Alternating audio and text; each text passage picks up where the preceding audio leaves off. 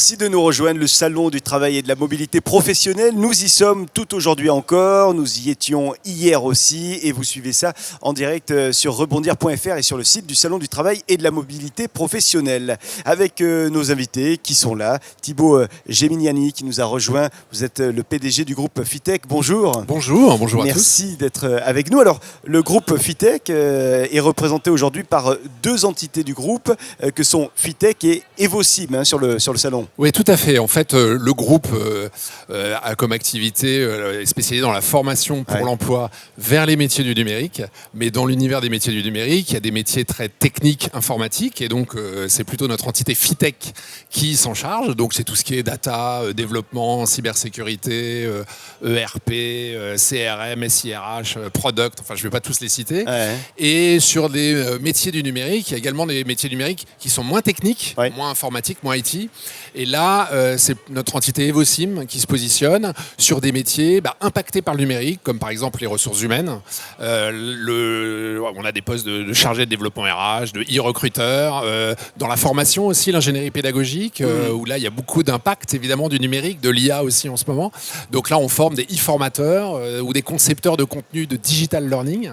Et puis, on fait aussi beaucoup de management, de transformation, que ça soit d'ailleurs environnemental ou numérique.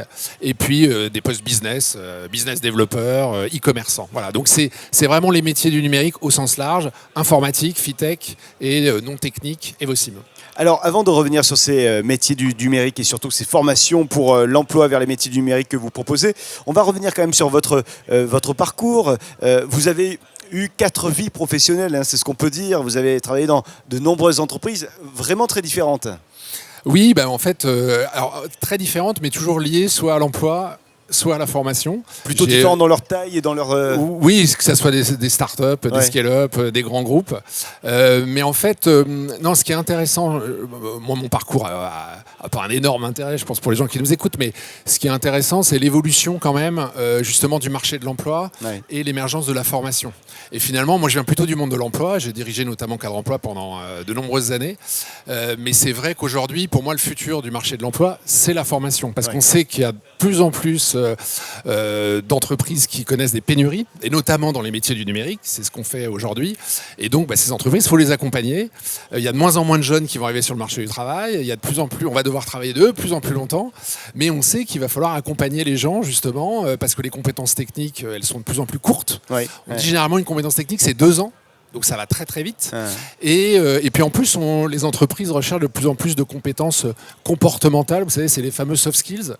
Donc on a besoin aussi, évidemment, de former les gens et de les accompagner. Donc moi qui viens du monde de l'emploi, qui ai été confronté à beaucoup de pénuries de talents, je suis passé de l'autre côté pour fabriquer les talents qu'on ne trouve plus aussi facilement qu'avant. Vous dites finalement que la formation, c'est vraiment la solution d'aujourd'hui et la solution de demain. C'est vrai qu'on n'a plus le temps de se mettre à étudier à nouveau comme on le faisait quand on sortait du lycée.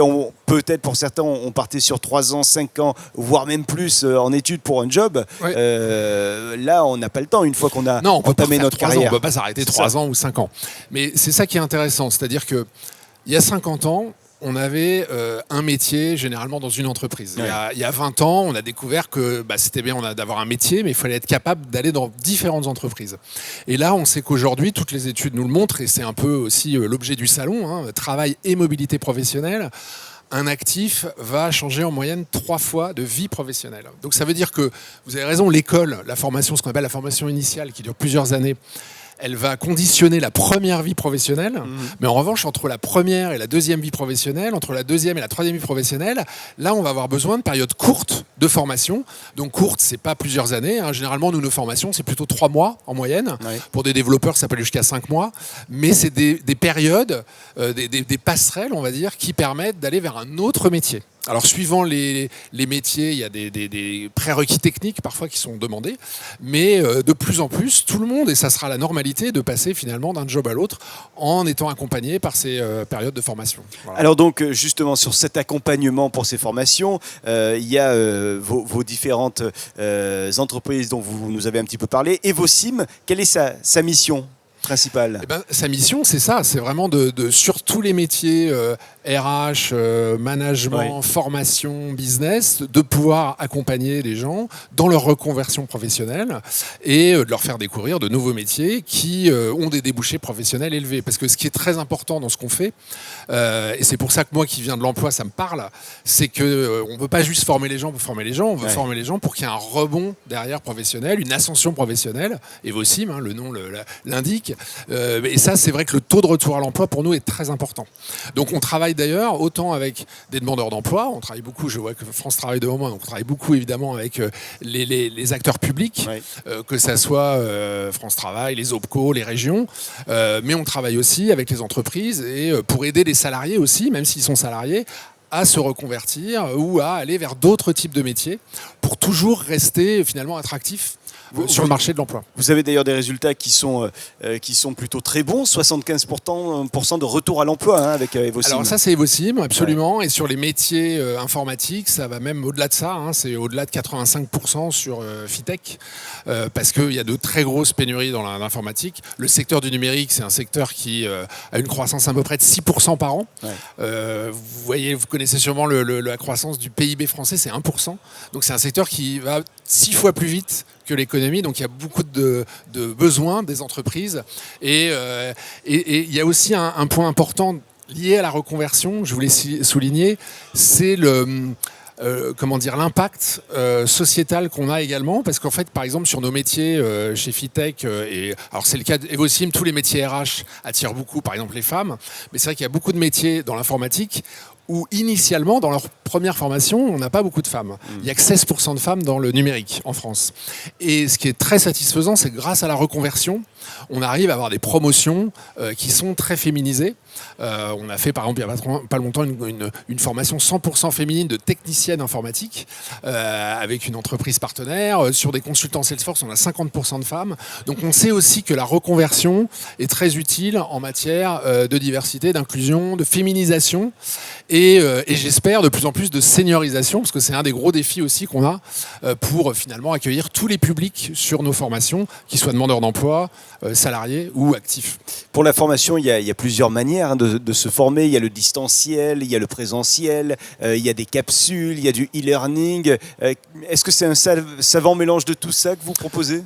Oui, c'est un savant mélange, on fait un peu de tout ça. Maintenant, c'est vrai que quand on est sur de la reconversion, par exemple de demandeurs d'emploi sur des métiers très techniques, on sait que c'est important aussi qu'il y ait de l'accompagnement, qu'il y ait un formateur. Donc il y a beaucoup de nos formations sur Fitech, par exemple, qui sont en synchrone. Synchrone, ça veut dire que les gens soient en présentiel ou en distanciel, il y a un formateur avec eux. Donc ils ne sont pas tout seuls, livrés à eux-mêmes, surtout quand on change de métier. Parfois, il y a un peu le syndrome de l'imposteur, on se dit mais on ne va pas y arriver. C'est des formations courtes, mais très intense, hein. C'est à peu près 400 heures de formation en 3 mois, donc c'est très intense. Donc c'est vrai qu'on fait très attention à l'accompagnement, au niveau d'accompagnement, en fonction justement de la complexité pour nos apprenants d'apprendre tel ou tel nouveau métier.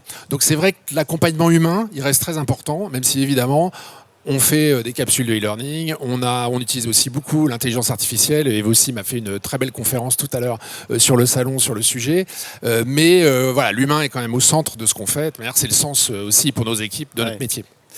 Sur vos stands, qu'est-ce qu'on peut aller découvrir aujourd'hui là, sur cette journée de vendredi ? Eh bien, sur le stand, alors le F11 Fitech et F7 Evosim, ils sont juste à côté derrière.